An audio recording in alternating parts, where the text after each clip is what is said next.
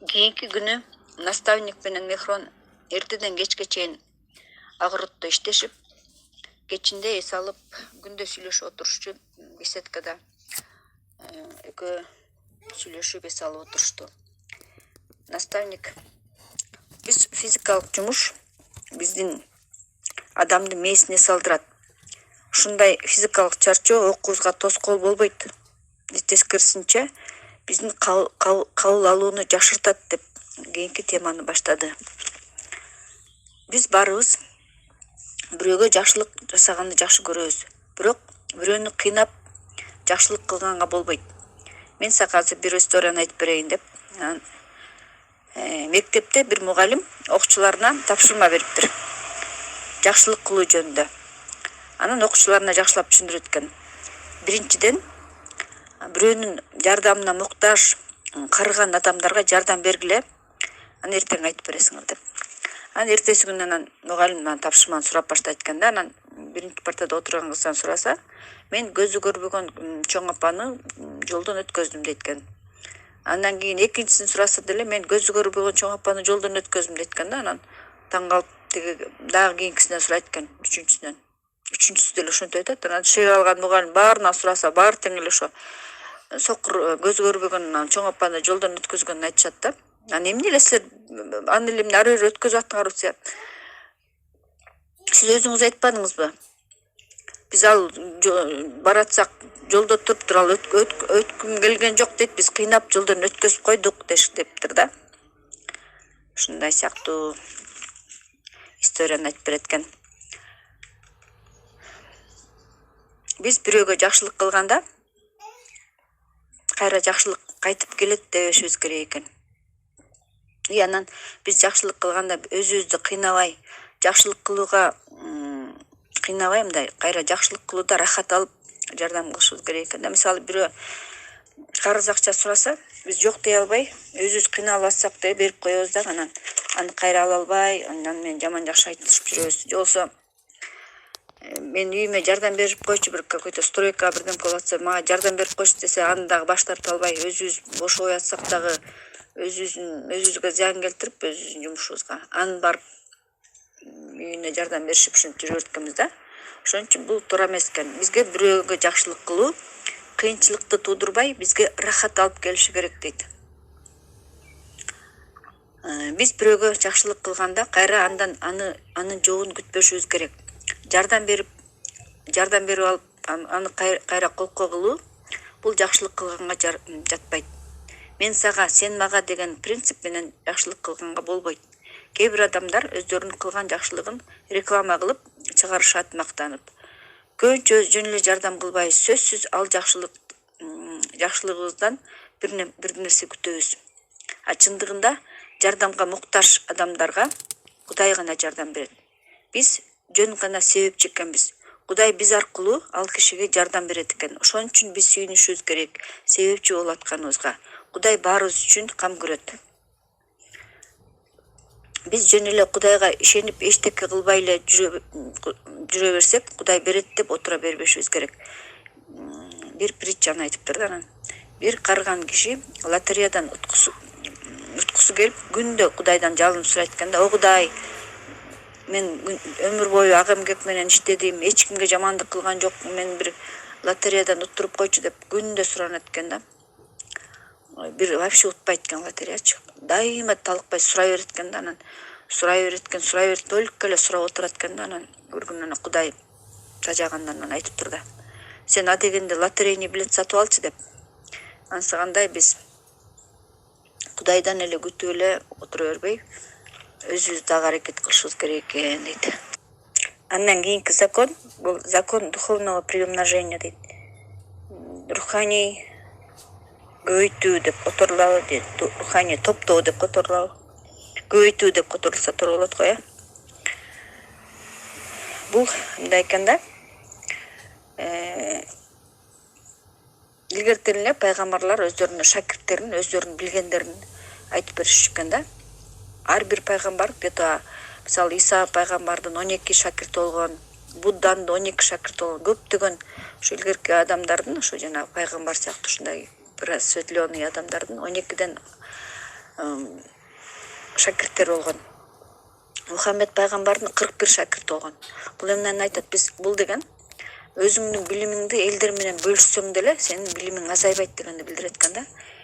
Биз канчалык көп кишиге айтсак, кайра ошончолук жакшы экен дегенди.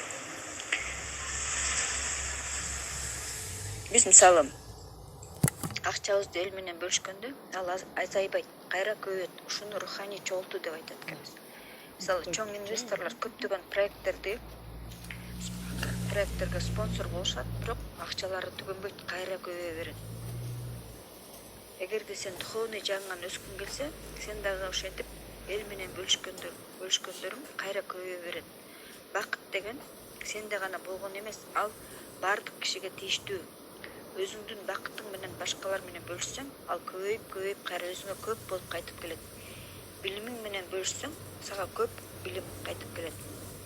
Билимиң менен бөлүшкөндө, билимди адам, мисалы, китепти окуганда адам 30% гана түшүнөт экен да, өзүнө сиңирип алат экен. Аны элдерге айтып бергенде 70% кабыл алат экенсиң калган. Ошентип кандайча көбөйөт да, бул биринчи айтып бериш үчүн өзүң көбүрөөк түшүнөсүң. Экинчи ошол менен жашап каласың, ошо айтып бергениң менен жашап каласың, ошону ойлоп эле. Үчүнчү, адам башкаларга сабак өткөндө өзүнө энергия алат экен. Төртүнчү, сага практика кылганга жеңил болот бирөөлөрдү окутсаң. И бешинчи, ишенимиң жогорулап, ишиң батыраак алдыга жылат. Ошон үчүн сен өзүңдүн билимиңди элге берип атып эле өзүңдүн жөндөмүңдү өстүрөсүң. Өзүң билимиң менен бөлүшүп, ошондо сен көп ийгиликтерге жетесиң дейт. Кийинки закон жөнүндө айтып берерден мурун наставник Мехронду кумурскалардын уясы бар жерге ээрчитип келип, кумурскалардын эмне кылып атканын кунт коюп кароосун өтүндү. Кумурскалар тынбай, ар бири шашып иштеп атышат. Бирок баарынын кыймылдары иреттүү, бири бири менен сүзүшүп да кетишпейт.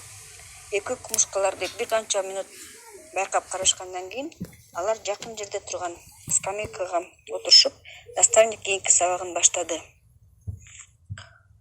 Өзүңдүн койгон кыялыңа жеткиң келсе, сенде бир сапат болуш керек. Ал закон өзүңдү кумурсканын менталитетин өнүктүрүү, башкача айтканда эмгекчил бол. Бул эң башкы закон. Кумурскаларды карап, алардын эмгекчилдикке үйрөн. Кумурска эч убакта начальниктин указания күтпөйт. Ал ишинин жыйынтыгын чыгарыш үчүн аракет кыла берет. Ар бир кумурска тартиптүү, уюшкандыкта иштейт. Аларда актануу деген жок. Алар чарчап калдым деген сыяктуу нерсени билишпейт.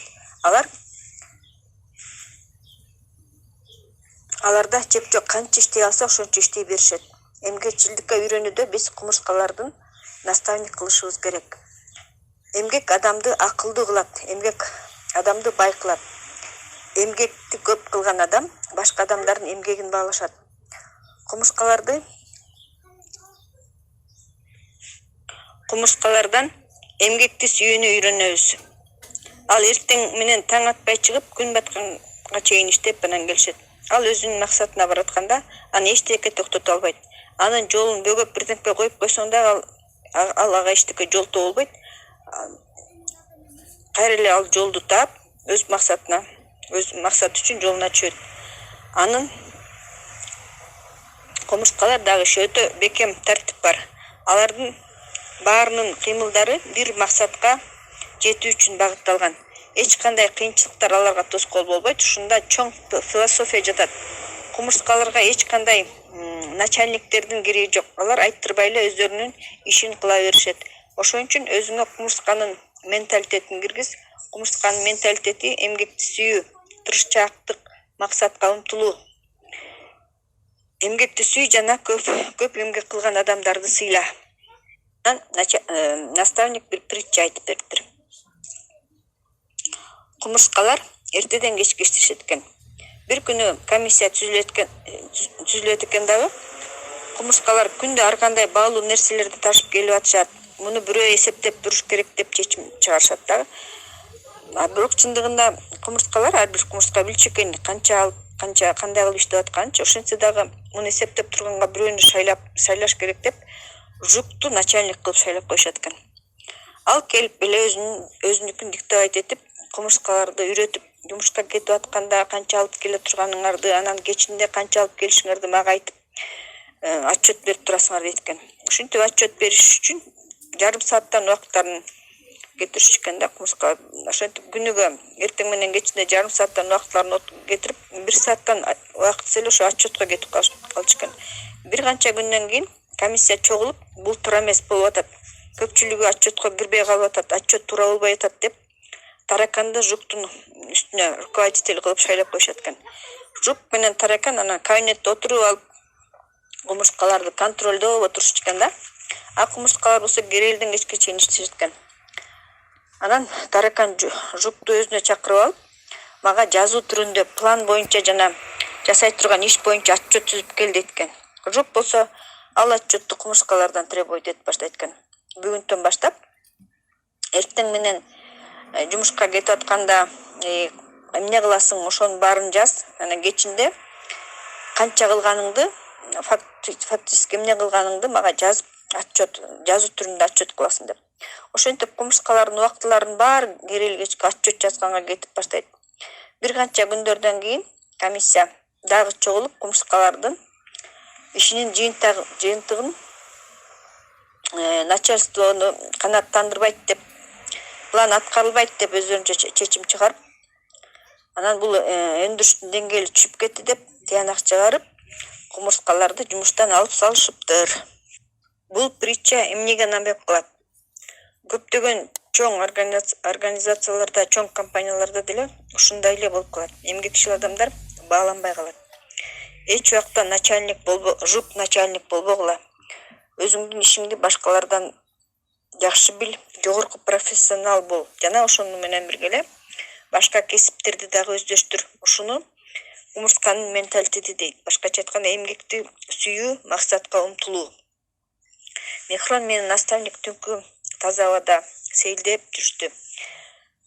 Таза абада сейилдеп жүрүү биздин оюбузду жакшыртат. Көптөгөн ученыйлар кыйын маселелерди сейилдеп жүрүп чыгарышкан. Акындар сейилдеп жүрүп эң сонун ырсаптарын сейилдеп жүрүп жазышкан. Ошон үчүн көп басышыбыз керек деп наставник Мехронго кеңеш берди.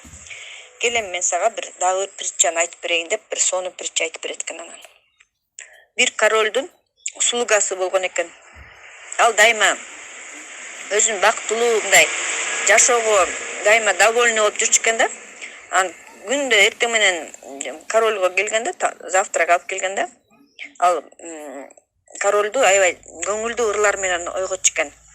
Анан анын жүзүнөн дайыма жылмаюу кетчү эмес экен да. Ушунчалык радостный болуп, ушунчалык жылмайып жүрчү экен да дайымачы. Анан бир күнү король деген аны өзүнө чакыртып алып, сурайт экен да. Кел, давай мага секретиңди айт дейт экен да. Сырыңды айт дейт экен. Анан эмне болгон сыр, улуу урматтуум деп сурайт да. Сен ушинтип дайыма көңүлдүү болуп, жылмайып жүргөнүңдүн сырын айтып бер дейт экен. Эч кандай сыр жок, улуу урматтуум дейт да. Калпайтпа. Мен деген көптөгөн мага калпайткан адамдардын баарын машина алдыргам. Дейт анан улуу урматтуум, менде деген кайгылуу болуп жүргөнгө эч кандай себеп жок. Менде баары бар. Мен король өзү жанында алып жүргөнгө уруксат берет. Королдун өзүнө мен кызмат кылам.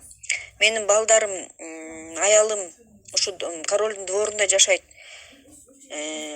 Биздин кийимибиз бүтүн, курсагыбыз ток. Керек болсо кээ бирде сиз бизге монета берип турасыз. Аларды биз өзүбүздүн керектүү мындай кубанычтарды туулай турган өзүбүзгө сонун нерселерди сатып алып турабыз.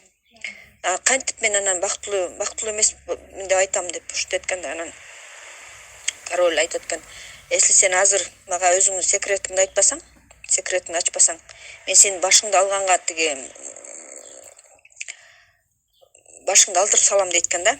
Ошентип анан эч ким мага деген калпайтканга деген эмес жок дейт экен. Анан ушинтип аябай сен алдыңтип айткандарыңдын баары адамды бактылуу кылбайт, эч кимди бактылуу кылган эмес дейт экен. Анан бирок ошого карабастан слуга жылмайып аябай анан ага ийилип анан комнатадан чыгып кетет экен да. Анан король тисиктенип эле нервничать этип анан кантип эле ушундай биздин тиги эски кийимдерди, бизден калган эски кийимдерди королдун тиги столунан, царский столдогу остаткаларды жеп атып, анан кантип ушул бактылуу болсун деп өзүнүн психтерин анан өзүнчө бир аз эс алып, анан эң акылман бир өзүнүн кеңешчисин чакырат экен да өзүнө. Анан сурайт экен, ал эмне үчүн бактылуу депчи. Анан ал айтат экен, ул урматтуу, ал деген бир клубтун мүчөсү эмес, ал клубка кирбейт дейт экен да. Эмне болгон клуб деп король таң калат экен да. Анан кантип эле ошол клубка кирбей калгандар бактылуу болуп сезет дейт экен да өзүн. Анан ошенткенде айтат экен,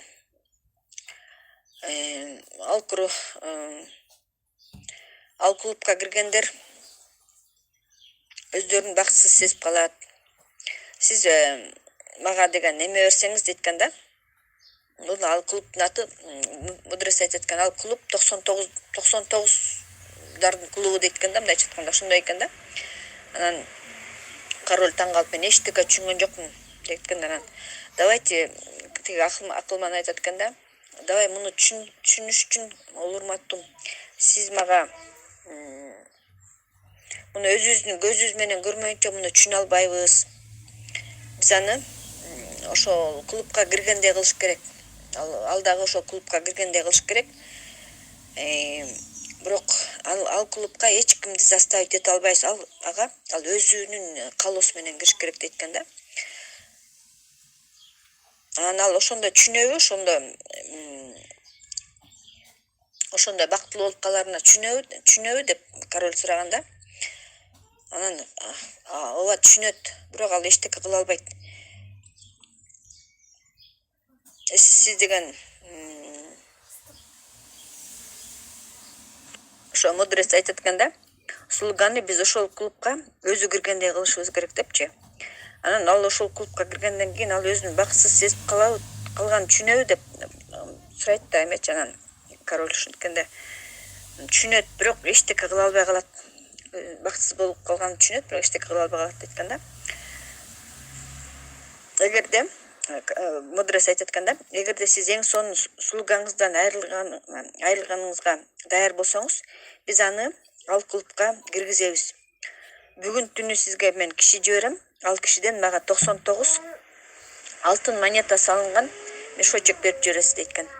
Ошол түнү царь менен ошо король менен акылман слуганын үйүнө киришет экен да, акырын киришет экен да. Анан акылман көрүнүктүү жерге жанагы кошелектү, акчаны, ошо мешочек салынган эмени көрүнүктүү жерге коюп, анан анын жанына мындай, бул сенин монеталарың, бул сен жакшы адам болгонуң үчүн сага сыйлык, колдонуп кубанычка бөлөнөр, эч кимге айтпа бул монеталарды кандайча таап алганың жөнүндө деп записка жазып коет экен да жаныначы. Анан слуга ойгонсун деп атайын столду тоголотуп ийишип, король менен акылман ошо слуга эмне кылаарын көрүш үчүн жашынып калышат экен. Слуга ойгонуп кетип, баягы мешочекти запискасы менен таап алып, анан записканы окуп, тиги алтындарды, баягы монеталарды кармап, аябай эле ушунчалык сүйүнүп, көздөрү жайнап кетет экен да, аябай сүйүнүп, жана сразу мурда такыр жабылбай жүргөн эшигин барып бекитип, такыр илчү эмес экен да буга чейин, ошол эшигин барып бекитип, анан король менен акылман болсо эчтекени көз жаздымдан чыгарбай аңдып отурушат да, анын бүт эмесин, кыймылын карапчы, аңдып. Анан слуга столдун үстүнө свечаны коюп алып, баягы мешочектин ичиндегилердин баарын көөп мындай чыгарып алып, анан санап баштайт экен да. Көргөн көзүнө ишенбей, таң калып, свеча менен жакшылап карап, прям алтындын ар бирин столбик кылып тизип, ондон кылып тизет экен да. Ошентип бир столбик, 2 столбик, 3 столбик ошентип тизет экен да. Баарын тептен кылып тизип отуруп, анан эң акыркы 10 столбигин тизгенде, баягы кичинерээк, кыскараак болуп калат да, аягында 9 эле болуп калат да. Анан баягы тияк биягын баарын карап, столдун үстүн жакшылап карап, мешочекти дагы күйүп, анын ичин текшерип, кийимдин складкаларын баарын текшерип, аябай изилдейт экен. Анан прям сүйлөнүп экен. Мени тоноп кетиптир деп кыйкырып жиберет экен даже. Анан эмне кыларын билбей анан бул толтур акча бирок мага бир монета жетпей атат. 99 бул круглый цифра эмес, 100 болгондо эң жакшы болмок деп баягы эме кылат экен да. Анан ошондо тиги слуганын өңү мурдагыдай болбой аябай мындай кайгылуу болуп калган да. Анан прям кабактары бүркөлүп, оозу кыйшыйып, прям көздөрү жылжыйып, аябай ушунчалык баягы мурдагыдай болбой кайгылуу болуп калды ошол моментте чуру. Анан ручка менен перо менен эмени алып алып, кагазды алып алып эсептеп баштайт экен да. Мен эми бир монетаны кандай кылып табам эми? Экономдоп баарын эсептеп баштайт экен да. Экономдоп этип метсем, кандай кылып мен ушу бир монета табышым керек деп анан эсептеп отуруп, анан если 11-12 жыл иштесем, ошондо бир монета табат экен, бир алтын монета табат экен деп анан кайрадан эсептеп, если мен баарын откладывать этип, аялымдын акчасын дагы экономдоп метсем, 7 жылда табат экенмин деп. Анан бул дагы аябай узакка созулган сроктой сезилип, анан мен эмне мынча кийимди, мага мынча бут кийимдин эмне кереги бар, мен мунун баарын экономдоп этишим керек деп аябай кечке ушинтип эсептеп отурат да. Анан баягы король менен баягы тажап анан чыгып кетип калышат экен. Ошентип король менен мудрец кетип калышат экен. Андан ары смысл деле жок болчу дейт да, тигини карап отурганчы. Анан ошентип слуга ошентип клуб 99га кирип калган экен. Ал баягыдай мындай көңүлдүү, бактылуу болбой калыптыр да. Баягыдай жылмайган эмеси жок, эч кандай баягы ырларды да ырдабай калды. Ушунчалык экономия менен эсептеген менен баягы алек болуп элечи, жалаң эле ошону менен аябай хмурый болуп, аябай наагылып ушундай болуп калыптыр да. Бүт баарына төлкө жиндерине тип төлкө негатив сүйлөп эле ушундай болуп калды. Анан ошентип анан король аны двордон кубалап жибериптир. Ошентип ал өзүнүн слугалык эмесинен айрылыптыр, жумушунан. Ошентип ошондой да, эми көбүнчө биз ушундай клубдун члени сыяктуу болгонсуп жүрөт экенбиз да. Бизге бирдемке жетпей аткансып эле биз жанталашып эле недовольный болуп жүрөт экенбиз да. Ошон үчүн дейт, бактылуу жашаш үчүн, бактылуу болуш үчүн бизге эмнебиз бар бизде, ошонубузга ыраазы болуп, биз бактылуу болушубуз керек, дайыма жылмайып, дайыма өзүбүздү бактылуу сезип жүрүшүбүз керек дегенди айтыптыр.